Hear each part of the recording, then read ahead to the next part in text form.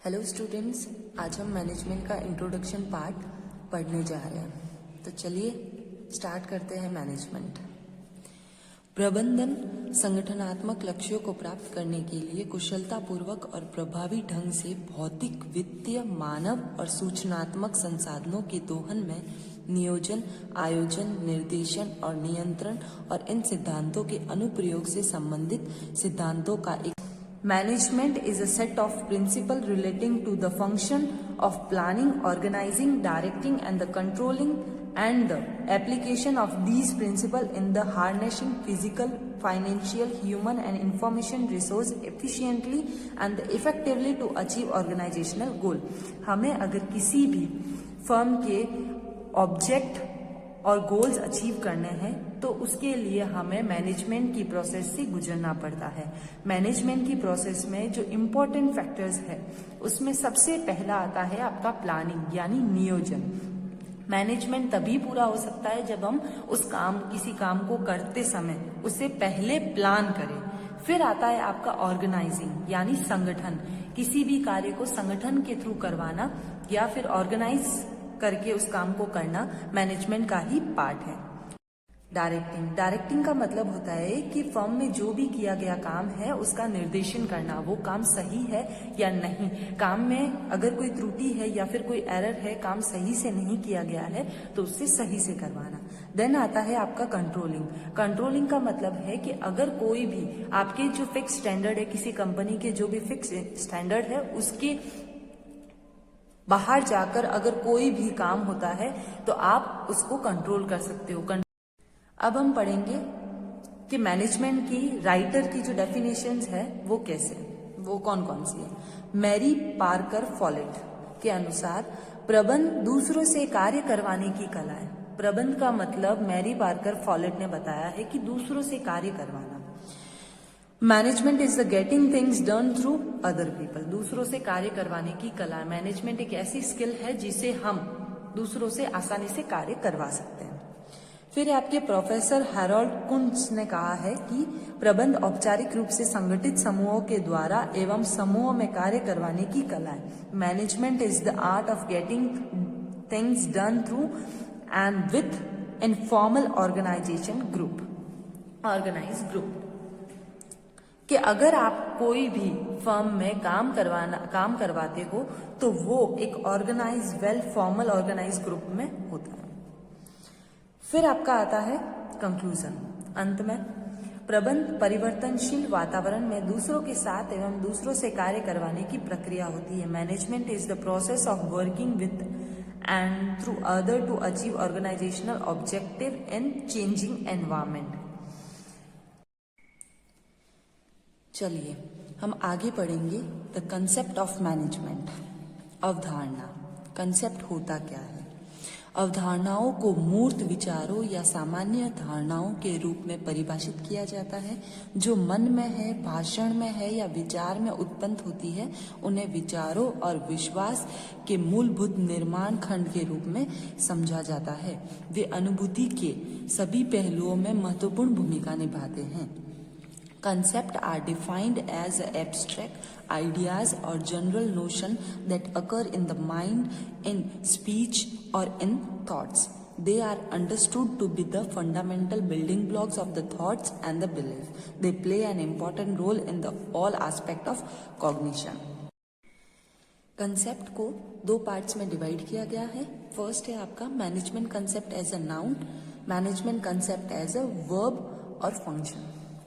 तो चलिए हम पढ़ते हैं management concept as a noun. इसमें सबसे पहला पॉइंट है management as a factor of production, उत्पादन के साधन के रूप में। कुछ अर्थशास्त्रियों का यह मानना है कि प्रबंध वह होता है जो अपने रिसोर्सेज का मैक्सिमम यूटिलाइजेशन करके अपनी कॉस्ट को धीरे धीरे रिड्यूस करता जाए और इन सब में कोऑर्डिनेशन बनाता रहे, तो वो मैनेजमेंट कहलाता है। नेक्स्ट है आपका management as a organ of business. प्रबंध व्यवसाय के अंग के रूप में मैनेजमेंट एक बिजनेस का अंग होता है, एक ऑर्गन होता है। बिना मैनेजमेंट के आप कोई भी बिजनेस को सरवाइव नहीं करवा सकते। नेक्स्ट है management is a time of individual, प्रबंध लोगों के दल के रूप में। मैनेजमेंट, कुछ अर्थशास्त्रियों का मानना है कि मैनेजमेंट अपने टॉप लेवल से लेकर मिडिल लेवल तक जो भी बीच में अधिकारी या ऑफिसर्स होते हैं उन सबका एक दल या एक ग्रुप होता है। लाइक डायरेक्टर, फिर आपका मैनेजर, फिर आपका एग्जीक्यूटिव ऑफिसर, फिर आपका आता है सुपरवाइजर, फिर एम्प्लॉय। तो ये सारी जो चेन है ये एक मैनेजमेंट ही होती है। नेक्स्ट है प्रबंध विशिष्ट लोगों के समूह के रूप में। Management as a group of allied person.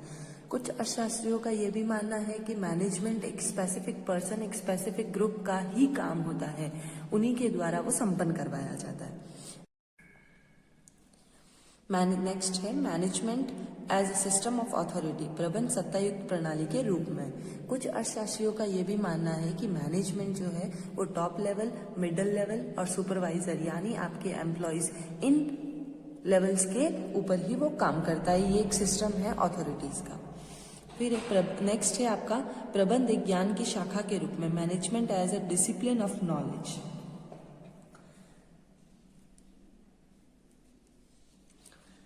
अर्थशास्त्रियों का यह भी मानना है कि मैनेजमेंट जो भी व्यक्ति करता है तो वह अपने फर्म या अपनी कंपनी से रिलेटेड पहले रिसर्च करता है, अध्ययन करता है, उसको उस बाजार के बारे में सारा ज्ञान होता है और वो ही व्यक्ति आपका मैनेजमेंट करवा सकता है।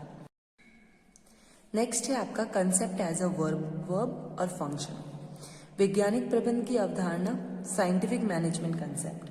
इस अवधारणा के अनुसार प्रबंध से तात्पर्य कार्य करने की सर्वोत्तम विधि खोजना तथा न्यूनतम लागत और प्रयासों से अधिकतम उत्पादन करना।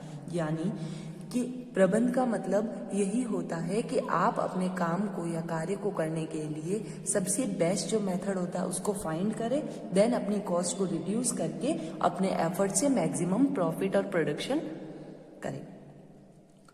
यह जो अवधारणा है प्रक्रिया अवधारणा, द प्रोसेस कंसेप्ट। इस प्रक्रिया अवधारणा के अनुसार प्रत्येक प्रबंधन को नियोजन, संगठन, निर्देशन, नियंत्रण आदि कार्यों की प्रक्रिया को पूरा करना पड़ता है। साथ ही इस प्रक्रिया के अनुसार कार्य करे तो संस्था के उद्देश्यों को पूर्ण कुशलता के साथ प्राप्त किया जा सकता है।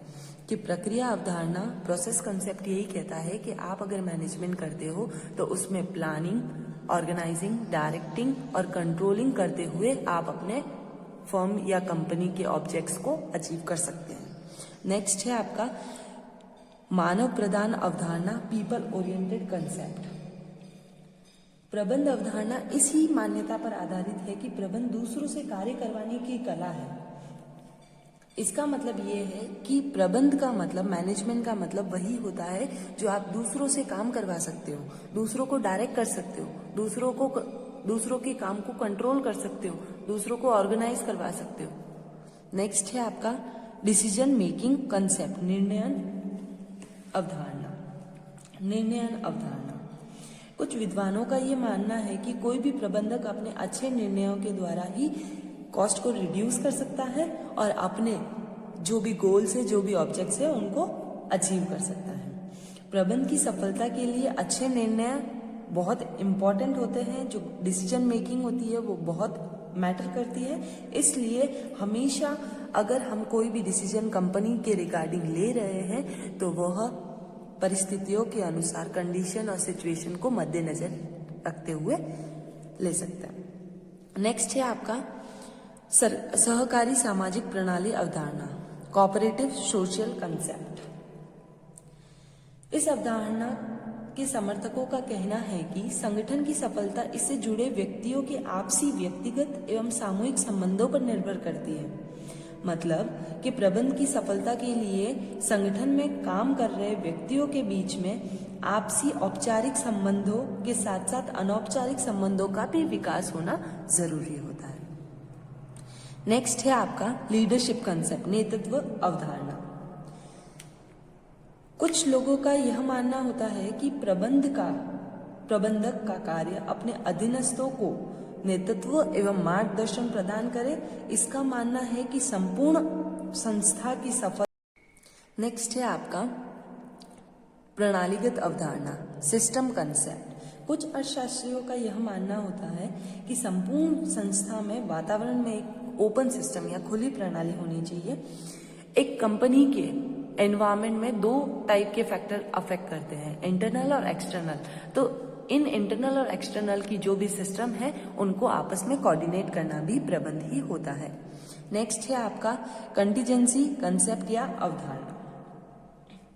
कुछ विद्वान ऐसे भी हैं जो ये मानते हैं कि प्रबंध की अवधारणा ऐसे कार्य के रूप में करते हैं जिन्हें कहीं पूर्व निर्धारित विधि या सिद्धांतों से पूरा नहीं किया जा सकता। वो ये मानते हैं कि प्रबंध कार्य की सफलता में परिस्थिति का बहुत बड़ा योगदान होता है, कि आपके प्रिंसिपल, आपके सिद्धांत आप अपनी सिचुएशन, अपनी परिस्थितियों के अनुसार ढाल सकते हैं, तो वही प्रबंध होता है।